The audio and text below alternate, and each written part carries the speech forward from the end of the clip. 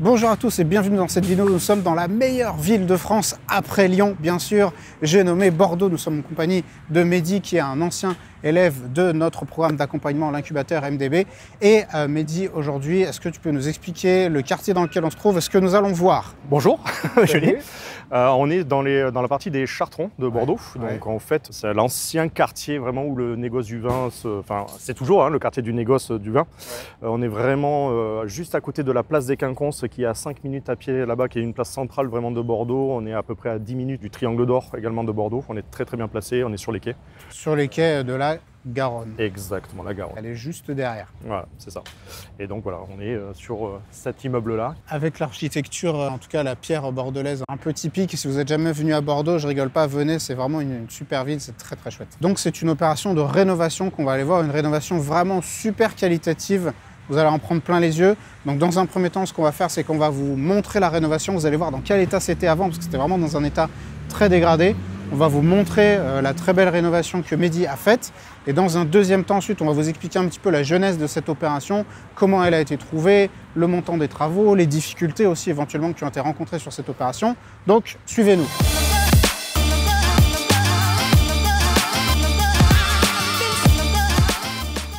Ok, donc belle entrée déjà. À rénover quand même un petit peu. À rafraîchir. Voilà, à rafraîchir. Non, mais elle a de la gueule, quoi. Ah oui, c'est les anciens vrais bâtiments des Chartrons. Donc oui, très très belle entrée. Est-ce que, ouais, justement, quand tu as envisagé la réno et juste, tu t'es projeté sur plutôt une rénovation de qualité, le fait d'avoir des communs qui sont un peu dégradés comme ça, est-ce que ça a joué vraiment dans ta réflexion?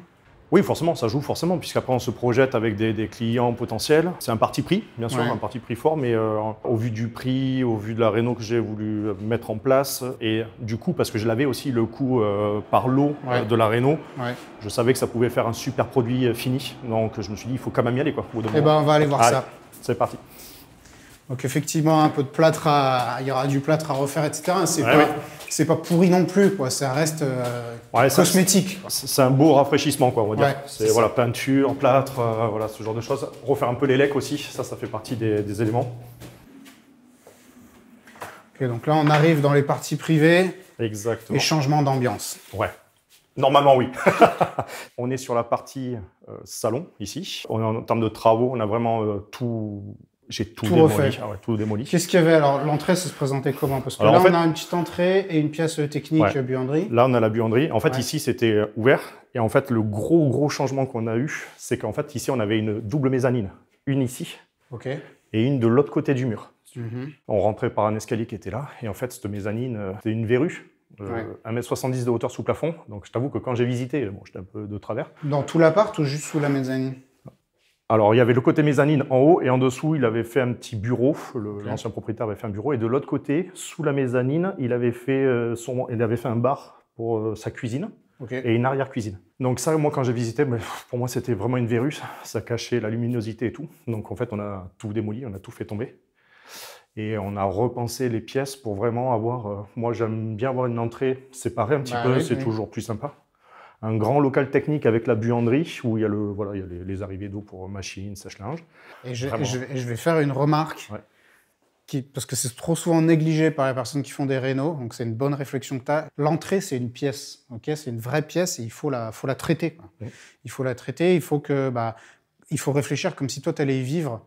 Tu arrives, où est-ce que tu mets ton merdier? Enfin, tu vois, ton manteau, ton sac, ton truc, tes clés. Et en fait, parfois, ce qui peut faire la vente, c'est justement, tu vois, tu as placé la buanderie à l'entrée, dire la pièce technique. Il y a des gens, ça va faire la vente. Ils vont se dire, ah, c'est trop pratique, il y a des placards et ils vont être refaits.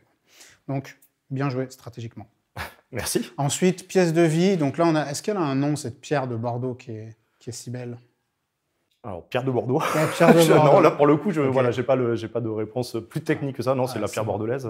Là, on avait une pièce sombre, en fait. Il appelait la chambre noire. Donc, moi, de suite, dans l'idée, j'avais l'idée d'en faire soit mettre vraiment le côté cuisine. En fait, je m'étais dit que ça peut être sympa de mettre le côté cuisine. Mais le vrai gros problème, c'est que en termes de réseau, j'avais rien. J'avais pas d'évac, il fallait que je carotte les sols, que je demande des accès à la copro et tout ça. Donc, je me suis dit, est-ce que le jeu en vaut la chandelle? Pas sûr. Donc vraiment, je l'ai traité en termes de bureau. Et en fait, avec un peu de placo, ça peut se refermer pour faire une troisième chambre. On a 9 mètres carrés.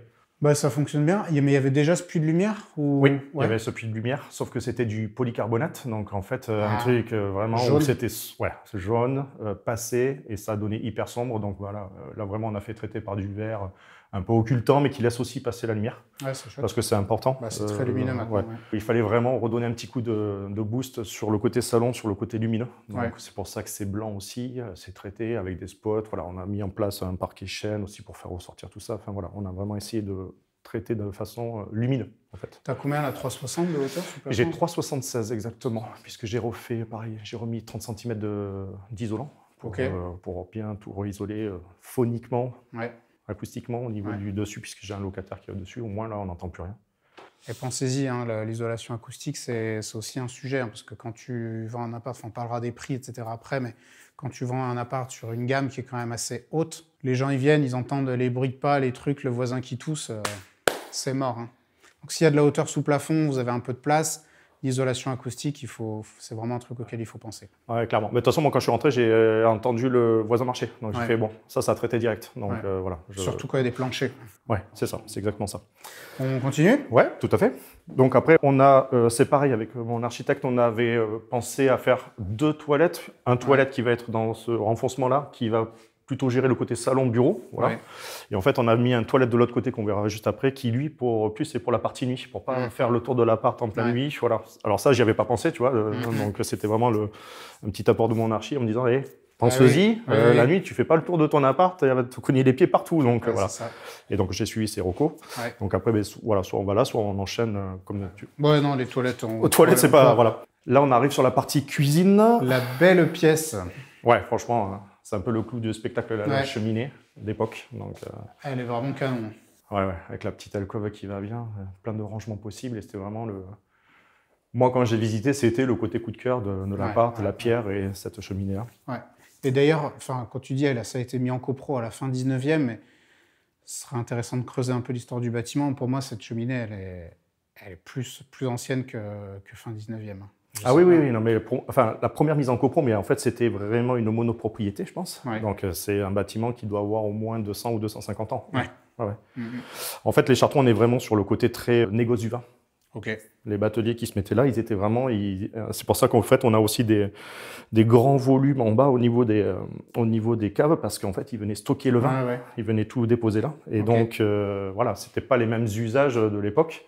Comme la partie nuit, voilà, quand on refait un petit peu l'historique, la partie nuit, c'était une partie ouverte à la belle époque. Ça a été refermé là, il y a 50 ans. On va voir. Ouais. Vous allez comprendre. Tout à fait, absolument. Et là, on a la partie cuisine avec une fausse cuisine. Oui. En carton, c'est pas une expression, c'est vraiment du carton. Mais c'est du bon carton. Et quand on entre, franchement, ça fait illusion. Parce que tu vois, moi, quand je suis venu voir l'appartement, quand je suis rentré la première fois que j'ai vu, assez rapidement, je me suis rendu compte que c'était pas une vraie cuisine, mais ça fait illusion, quoi. Tu dis, ah oui, ok, la cuisine est là. Parce qu'il y a beaucoup de particuliers. Tu leur dis, bon, là, c'est l'espace cuisine, mais... S'il n'y a pas des meubles de cuisine, ils sont perdus.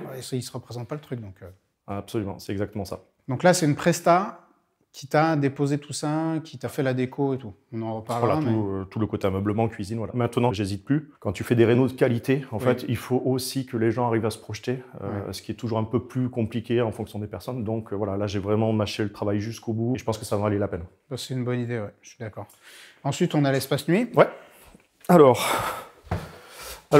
douche, chambre et chambre. Hop, donc voilà, je te laisse ouvrir. Donc on a 2 chambres qui font quelle taille à peu près? Alors là, on a 10 mètres carrés sur cette chambre-là avec dressing. Voilà, hop, je vais rentrer également.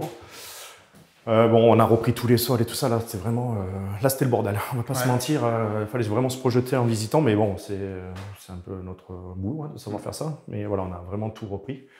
Et au final, on n'a pas trop touché, c'est un petit peu en l'état. Voilà, c'est vrai que c'est des Velux, mais c'était la fameuse partie dont je parlais qui était extérieure à l'époque. Dans une chambre à coucher, je trouve que c'est moins gênant d'avoir qu'un Velux. Je trouve pas que ce soit hyper choquant. Et effectivement, en fait, on essaiera de vous montrer en incrustation cette partie-là. On peut voir qu'elle a été construite en annexe en fait, du bâtiment principal. Donc dizaine de mètres carrés ici. 14 mètres carrés pour la suite parentale qui est qui est ici. Donc là, il me manque juste, je vais mettre une petite coiffeuse qui pourra être sympa, ou alors carrément en bureau. Voilà. Là, j'avais quand même bien pris le temps de calculer pour au moins passer presque un king size. Donc le king size passe. Il passe, voilà. Ouais, Après, il y a même un peu d'espace sur le côté. Donc, il y a quoi? voilà. Il y a 2,40 là en largeur à peu près? De Ouais. 50, Ouais, c'est ça. Et en fait, ce que j'ai fait aussi, c'est que le côté Velux, parce que comme à l'époque, il n'y avait rien, j'ai fait rajouter les stores élec pour fermer, parce que maintenant, c'est pour dormir, donc vaut mieux ne plus avoir de lumière. Voilà, voilà pour le côté chambre. Et puis après, la salle de bain. Salle de bain qui est très, très propre, nickel. Ouais, tout est neuf. Et puis, ouais, tu as fait ça bien, mais aussi un peu, comment dire, pas passe-partout, mais si, c'est le truc qui va le plaire au plus grand nombre. Le truc, c'est qu'il faut plaire au plus grand nombre, c'est ça, c'est exactement ça. Donc en fait, à un moment donné, tu mets des trucs un peu soft aussi, mais aussi qualitatifs. En fait, de toute façon, j'ai pas, sur le côté rénovation, là, le maître mot, c'était d'avoir de la qualité. Donc ça se retrouve via les radiateurs que j'ai mis programmables à distance avec des bridges spécifiques, voilà, une salle de bain propre, nickel, toute neuve. Enfin voilà, j'ai mis, voilà, ça c'était le côté sur lequel j'ai mis un point d'intérêt. Et là, c'est le deuxième toilette. Exactement. Ok, nickel, je comprends. Voilà, bon, t'as pas vu, mais ma trappe d'élec arrivera. Et maintenant, on va aller vous expliquer, on va se poser et on va vous expliquer un petit peu l'historique du bien, comment il a été trouvé, etc.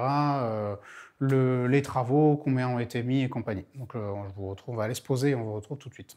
Ok, alors Mehdi, est-ce que tu peux nous expliquer déjà dans quelles circonstances tu as trouvé ce bien? Oui, absolument. En fait, un petit peu pour la genèse, j'ai commencé l'incubateur marchand le 4 septembre. Donc, programme d'accompagnement. Exactement, voilà. 4 septembre 2024. Exactement, c'est ça, il y a un peu moins d'un an. Donc, on est parti à fond sur la prospection. Et en fait, j'ai trouvé ce bien sur Le Bon Coin. Ouais. Tout simplement. J'ai visité et j'ai fait une offre le 18 septembre. Donc, très rapidement, ouais. Et qui a été acceptée le 18 septembre au soir. Donc en fait, voilà, 14 jours après, j'avais déjà l'offre acceptée pour ce bien-là. Est-ce que tu avais déjà fait des opérations de marchand avant celle-ci? Alors, en tant que professionnel, pas du tout. Par contre, après, j'avais déjà fait des rénos à titre sur des résidences principales. En fait, ça, j'avais déjà fait, mais voilà, pas du tout sur le côté professionnel. Aussi, pour redonner un peu de contexte perso, est-ce que tu peux nous dire quel âge tu as? Est-ce que tu faisais avant de lancer cette activité? Alors, j'ai 44 ans et en fait, avant ça, j'ai travaillé pendant 22 ans dans la banque. En fait, j'avais un poste sympa et convenable, mais ça me voilà. Au bout de 22 ans, vraiment, j'en pouvais plus, quoi, on va pas se mentir, sur le boulot, j'en pouvais plus et j'avais envie d'autre chose, vraiment. Et en fait, en discutant avec un ami un jour, il m'a donné le terme de marchand. Et voilà. Et en fait, toutes les étoiles se sont alignées, vraiment les planètes se sont alignées. C'est-à-dire que j'ai eu un plan de départ au sein de ma société. Ok. Moi, j'adorais la rénovation, j'adorais acheter, j'adorais le côté projet à mener. Et en fait, quand on m'a dit, ouais, marchand de biens, c'est l'achat, réno, revente, je me suis dit, voilà, c'est ça que je veux faire. Et, voilà, et je suis parti pour faire ça maintenant. Voilà. Alors justement, je vais revenir sur ce sujet parce qu'il y a beaucoup de personnes qui regardent ces vidéos et qui sont un peu dans cette situation. Comme tu l'as dit, voilà, j'étais dans un job, j'en pouvais plus. Je ne sais pas pour quelle raison d'ailleurs, mais si tu veux en parler, on peut. Si tu veux pas en parler, on peut ne pas en parler. On peut en parler, hein, mais en tout cas, il y a beaucoup de personnes qui sont dans une situation où elles se disent, bon ben voilà, mon job, j'ai fait le tour, ça me fait chier, j'en ai marre, je m'y retrouve plus, je vois pas mes gosses grandir, etc. J'ai envie d'autre chose, mais j'ose pas trop me lancer. Toi, justement, qu'est-ce qui a fait l'étincelle? Qu'est-ce qui t'a donné le déclic? Est-ce que tu te rappelles du moment où tu te dis, allez, c'est bon, je me casse? Ah oui, je me rappelle. Ouais, je me rappelle pour le coup très très bien, mais en fait, je pense que je suis comme tout le monde. On va pas se mentir, je suis absolument comme tout le monde. 22 ans de carrière, au bout d'un moment, on t'en peut plus. Ouais. Du stress à gogo, enfin voilà, vraiment bloqué. Enfin moi, je peux donner, mais la problématique que j'ai eue, c'était que j'étais vraiment bloqué au niveau du sternum, et pourtant voilà, mon job était sur le papier bien, mais non, en fait, non, moi je le subissais à fond, j'en pouvais plus. Okay. Et en fait. En décembre, juste avant les vacances de décembre 2022, donc ça remonte un petit peu, mais il y a eu une annonce qui a été faite où la direction générale de ma banque nous a tous convoqués pour faire une annonce d'un plan de départ. Ouais. Et là, je me suis dit, c'est là, c'est maintenant. Enfin, moi, je sais que j'ai envie de changer. Ça fait déjà 1 an que je me dis, ça va plus, ça va pas, je peux pas continuer ainsi. Et donc là, quand il y a eu ça, je me suis dit, ok, j'attends les conditions, mais si elles sont bonnes, là, il faut y aller. Ouais, exactement. Ok. Et donc, tu avais déjà fait des achats, rénovation, revente sur tes résidences principales et tu t'es dit que potentiellement, tu pouvais faire ça en pro. Oui. Et qu'est-ce qui t'a poussé à venir nous voir? Parce que comme tu l'avais déjà fait, tu aurais très bien pu te démerder et en fait, le faire pour toi-même. Alors oui, mais non, parce qu'en fait, c'est ça le truc, c'est qu'en fait, quand tu es à titre perso, tu es quand même assez limité. C'est-à-dire que voilà, oui, j'ai fait des rénos, très bien, ok, j'ai même fait des choses par moi-même, très bien, mais quand tu passes d'un côté professionnel, dans cette partie-là, je voulais vraiment être le plus professionnel possible, je voulais vraiment savoir de quoi je parle, comprendre les différents points clés du métier, voilà, et ça, en fait, il n'y a qu'en te formant que vraiment tu vas apprendre ça. Par toi-même, tu mettrais des années, je pense comme tu le dis assez souvent, tu mettrais peut-être des années à l'apprendre, alors que là, vraiment, on va bien te focuser sur les points clés. Ouais. Et ça, pour moi, c'était le plus important. C'était vraiment de partir avec un bagage solide et être le plus professionnel possible rapidement. Voilà. C'était quoi tes doutes quand tu t'es lancé? Tu t'es dit, bon, bah allez, je vais lancer ma société. C'était quoi tes doutes? Est-ce que tu avais des peurs? Est-ce que tu avais des craintes? Des choses comme ça? Ouais, toujours. Enfin, toujours, t'en as toujours. Est-ce que je vais réussir? Pourquoi je fais ça? Enfin, voilà, au bout d'un moment, ton cerveau se remet en mode un peu panique en disant attention, tu quittes quelque chose qui est établi, en mode CDI, avec un salaire qui te permet de vivre, faire tes vacances, t'es ci, t'es là. Qu'est-ce que tu vas faire? Enfin, t'as toujours à un moment donné le cerveau qui tente de s'arnaquer pour revenir sur la situation d'avant. Enfin, je suis passé comme tout le monde par des grosses phases de doute. C'est ça le côté le plus difficile à surmonter, en fait, pour moi. Enfin, en tout cas, je parle pour toi, bien sûr. Pour moi. Et comment justement tu l'as surmonté? Parce que je peux te garantir que t'es pas le seul à le ressentir et que je pense que toute personne un peu saine à un moment donné a ses doutes. Ben, en fait, voilà, j'ai déjà bien pesé le pour et le contre. Voilà, je me suis vraiment posé de façon hors de tout. Voilà, je me suis posé, j'ai bien réfléchi à la situation. Et puis, en fait, qu'est-ce qui avait le plus de sens pour moi? C'était vraiment cette activité-là. Je la touchais du doigt à titre perso et j'avais vraiment envie de prolonger. C'était vraiment quelque chose dans lequel je m'épanouissais.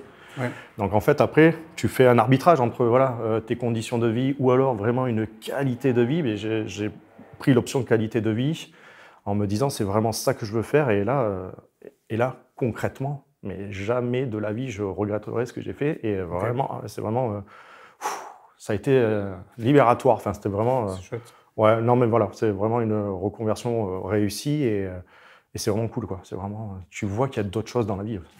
Bah, c'est top, c'est encourageant. Ouais. Et donc, début septembre, tu démarres l'accompagnement. 10 jours après, tu as trouvé un bien. Alors, ne vous dites pas que waouh, notre accompagnement est miraculeux. C'est assez exceptionnel. Ça n'arrive pas à tout le monde comme ça. Et bon, la chance sourit aux audacieux, et tant mieux. Toi, tu as trouvé vite. Ouais. Peut-être que tu l'avais... Je sais plus trop l'histoire, mais peut-être que tu l'avais même vu avant de démarrer l'accompagnement. Enfin, je sais plus comment ça s'était... Non, même pas. Franchement, non, mais franchement, c'est vraiment, encore une fois, c'est un alignement. Alors oui, peut-être que je suis un cas un peu particulier sur celui-là, mais en fait, non, vraiment, j'ai vu une annonce sur Le Bon Coin. J'ai même tergiversé. Ok. Quand j'ai vu l'état du bien en photo, je me suis dit, parce qu'il y avait des photos avant-après, je me suis dit, ça sent quand même la grosse réno quand il y a ce genre de choses. J'ai appelé, elle m'a dit, je peux vous envoyer une vidéo si vous voulez. Et en fait, quand je suis arrivé, il y avait déjà une offre sur le bien. En fait, il y avait déjà une offre par des particuliers qui avait été faite au prix. Sauf ils devaient revenir avec un artisan pour vraiment valider l'offre, ce qu'ils n'ont pas fait. Et donc, moi, je suis arrivé derrière et j'ai fait, moi, c'est bon. Enfin, moi, j'ai vu le potentiel. Quand je suis arrivé là, j'ai fait, OK, il y a plein de choses qui ne vont pas, mais... moi, je sais ce que je veux faire de cet appartement. Ouais. Et donc, j'ai foncé direct. Toi. Et ça, c'est un truc à faire valoir. Hein. Souvent, c'est vrai qu'il y a beaucoup de gens qui me disent « Ah oui, mais on est en concurrence avec des particuliers qui ne mettent pas de conditions, etc. » Je dis « Mais sur les biens qui sont vraiment, par exemple, dégradés ou qu'il faut diviser, etc., il y a parfois des particuliers qui vont se dire « On y va ». Et en fait, ils finissent par se chier dessus parce qu'en fait, ils se disent « Ah ouais, mais en fait, c'est trop gros, c'est trop compliqué. On va revenir avec des artisans. En fait, déjà, les artisans, bon courage pour les faire venir. Si tu arrives à les faire venir, bon courage pour avoir les devis. » Donc, en fait, ça, en général, ça fait pchit, quoi. Et donc, là-dessus, il ne faut pas hésiter, si vous êtes en concurrence avec des gens comme ça, je trouve, à défendre son dossier, tu vois, auprès de l'agent IMO en disant « Non, mais attends, moi, je ne fais pas venir d'artisans, je sais, c'est ça le prix, j'y vais comme ça. » Toi, tu as fait une offre au prix? J'ai fait une offre au prix, oui. Okay. Parce que je savais déjà, je connaissais les prix de revente, la clientèle à qui le revendre. Ouais. Et donc, j'avais déjà en tête le prix de revente quasiment presque en arrivant. Je savais ce que je pouvais en faire. Voilà. Okay. Donc, c'est ça, je pense que ça a joué. Après, moi, j'ai mis des clauses. Hein, il y avait des clauses suspensives. Hein, j'ai mis une clause de financement. Enfin, voilà, c'était ma première OP. Je ne pouvais pas acheter... Enfin, j'avais pas l'argent pour acheter cash. Tu ne pouvais pas sauter sans parachute. Ah non. Non, puis même, j'avais pas les fonds disponibles. Enfin, ouais. Pour ceux qui ne savent pas, Bordeaux, c'est cher. C'est une ville qui coûte cher. Donc, effectivement, te projeter comme ça sur une opération d'une envergure pareille en termes financiers sans conditions de financement, ça aurait été un peu osé. Ouais, non, je n'aurais pas pu. Donc, tu as acheté le bien quand? Enfin, à quel moment? Parce que là, tu as trouvé le bien en septembre. Alors, j'ai trouvé le bien en septembre, donc après j'ai fait toutes les démarches au côté un petit peu architecte, j'ai fait venir des artisans également, enfin mes artisans pour pouvoir vraiment faire chiffrer, monter mon dossier de financement. Voilà, j'ai fait la recherche de financement, ça a commencé vers fin novembre à peu près.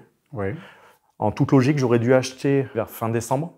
Sauf que c'est vrai que en fait, c'était pas le bon moment de recherche puisque les banques, elles avaient déjà épuisé toutes leurs lignes de crédit. Donc au niveau de la temporalité, je ne tombais pas au bon moment. Donc j'ai négocié avec mon vendeur qui était quand même super sympa, un avenant, et on a décalé au mois de mars pour un achat au 10 mars exactement. Donc tu as acheté au mois de mars, tu as attaqué les travaux directs? 7 jours après. 10 mars, 17 mars, ça a commencé. Ok. Et combien de temps de travaux? 2 mois. C'est rapide. C'est bien. C'est une seule entreprise qui a tout fait? Oui. Alors là, par contre, pour le coup, j'ai fait venir l'entreprise générale du bâtiment parce que je voulais pas venir 15 fois avec 15 artisans, ceux qui viennent pas au rendez-vous, les devis, après la réception des devis qui mettent un mois et tout ça.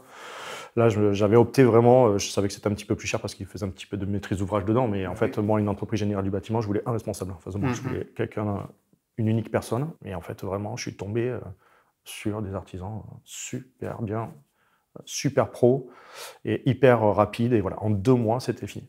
C'est vraiment c'est très très bien. Et ça fait plaisir à entendre parce que souvent, c'est vrai qu'on n'a que des histoires, ça s'est mal passé, les retards, les malfaçons, les bordels. Et donc là, c'est sympa quand ça se passe bien. Il faut le souligner. Il y a une centaine de mètres carrés dans cet appartement, c'est ça? Oui, 100 mètres carrés. Est-ce que tu peux nous dire le budget qui a été alloué à la partie travaux? Alors pour la partie travaux, vraiment, on va dire tout inclus, on est sur une base de 130 000 € à peu près. TTC? Ouais. 130 000 € TTC. Est-ce que ça inclut l'archi ou c'est vraiment que les travaux? Ouais, tout. Ça inclut l'archi, tout, voilà. absolument tous les plans, tout le bazar. L'ameublement, tous les travaux qui ont été faits, tout. Ah, vraiment tout, ok. Donc justement, parlons de la partie ameublement, si tu veux bien. Là, tu m'as dit que tu avais pris une prestataire qui avait fait ça. Pour te faire la déco et mettre les petits trucs et la cuisine, etc., elle t'a pris combien? Là, en tout, la cuisine, c'était 430 € seul. Et l'ameublement des 3 pièces, c'est-à-dire mon bureau, salon, cuisine, c'est 2006, 3000 € la prestation complète. Pour combien de temps? Là, on est sur 4 mois, le temps de la vente. Voilà, c'est correct, Oui, c'est les tarifs. J'avais déjà travaillé avec eux sur un bien perso pour la revente et c'était sans commune mesure. J'avais déjà fait visiter mon bien 3 fois à l'époque. Les gens ne se projetaient pas du tout, alors que pourtant pour moi c'était hyper simple. C'était vraiment un salon et une cuisine. Les gens ne se projetaient pas. J'ai fait faire la démarche d'ameublement de cette société-là et en 10 jours j'avais une offre. C'est fou. Donc là, en fait, j'ai pas lésiné. À un moment donné, je me suis dit, on y va direct, on fait tout d'un coup. Voilà. Surtout que, donc là, en termes de prix de revente, là, tu viens de le sortir à la vente. Tu le mets à prix à combien? Là, on est à 585 000 € à la vente. Donc, sur un budget comme ça, tu vas pas te dire je me fais l'économie de 2000 balles, de 3000 balles. Enfin, tu as fait une belle réno, il faut créer cet effet coup de cœur et je trouve que ça le fait. Enfin, tu vois, moi, quand je suis rentré, qui ne suis pas spécialement sensible à ce genre de truc, je me suis dit, ah tiens, c'est vraiment chouette et ça donne envie d'y rester. Donc, je trouve que c'est un investissement judicieux, en l'occurrence. Vu qu'on vient juste de sortir, que Mehdi, plus exactement, vient juste de sortir ce bien à la vente, on ne va pas vous parler tellement du prix d'achat et des sujets de marge parce que l'expérience nous a montré que ce n'est pas toujours pertinent quand les biens ne sont pas vendus et de vendre la peau de l'ours avant de l'avoir tué. Donc par contre, peut-être ce qu'on fera, c'est que si vous voyez cette vidéo 1 an après sa sortie, peut-être qu'on vous mettra dans la description de la vidéo, voilà, au final, ça a été vendu tant pour telle marge, on fera une petite mise à jour. Mais tant que là, c'est pas encore vendu, moi je préfère qu'on reste un peu discret là-dessus. On a eu des cas de figure où des personnes intéressées par des biens ont vu nos vidéos sur YouTube et sont allées dire après aux marchands de biens « Ah, je sais combien vous l'avez acheté ». Là, on va s'abstenir d'en parler si tu veux bien. Ça marche. Est-ce qu'il y avait autre chose que tu aurais voulu rajouter? Écoute, déjà merci à tous les membres de l'incubateur parce que voilà, on les salue pas assez et ils nous ont vraiment, enfin moi en tout cas, ils m'ont apporté vraiment beaucoup de choses. C'est vrai qu'on a des bons techniciens en face, ça rassure sur les premières opérations, sur les premières questions qu'on se pose. Et ce programme-là, franchement, moi, il m'a été, même si je fais de la rénovation, que j'en avais déjà fait, je suis dans un certain confort, on va dire, d'opération, là, ça m'a déjà projeté sur une deuxième opération, puisque je suis déjà en compromis sur une deuxième opération, ce que j'aurais, je pense, jamais fait seul, on va pas se mentir. En plus, il y a ta solution également de financement que tu as mis en place avec Antares. D'ailleurs, pense que je vais te solliciter dans très peu de temps. Hein, voilà. Pour moi, c'est un vrai levier. C'est un vrai levier parce que, en effet, sur cet appart, j'ai eu alors, pas un problème, parce que finalement j'ai acheté, tout s'est bien passé, mais le côté financier, ça a été difficile. Les banques traditionnelles, au moins du côté sur Bordeaux, parce qu'après c'est très régional. Oui. On n'avait pas tous les mêmes tendances sur certaines régions, mais moi sur Bordeaux, ça tenait vraiment par la promotion immobilière qui est bien tombée, et donc les banques ne prêtaient plus. Enfin, voilà, sur Bordeaux, c'était très difficile. Donc, comme tu le dis souvent, il y a d'autres alternatives, donc j'ai réussi à avoir une autre alternative. Mais Antares, c'est ta société qui, pour pouvoir se financer sur une deuxième opération, je pense que c'est un vrai levier. Donc on se recroisera. Avec plaisir. Alors on priorise sur les solutions de financement que je propose, on priorise bien sûr les membres de nos accompagnements. Je vous mets le lien pour candidater dans la description de la vidéo si vous avez une opération. Alors ne nous écrivez pas si vous avez rien. C'est juste pour dire j'ai visité un bien, j'ai vu une annonce sur le Bon Coin. Ça ne sert à rien. Contactez-nous uniquement si vous avez une opération concrète. Si vous avez une opération concrète, contactez-nous, mais sachez qu'on priorise bien entendu les membres de nos programmes d'accompagnement. Mehdi, est-ce que tu as des conseils à donner aux personnes qui regarderaient cette vidéo et peut-être hésiteraient à se lancer ?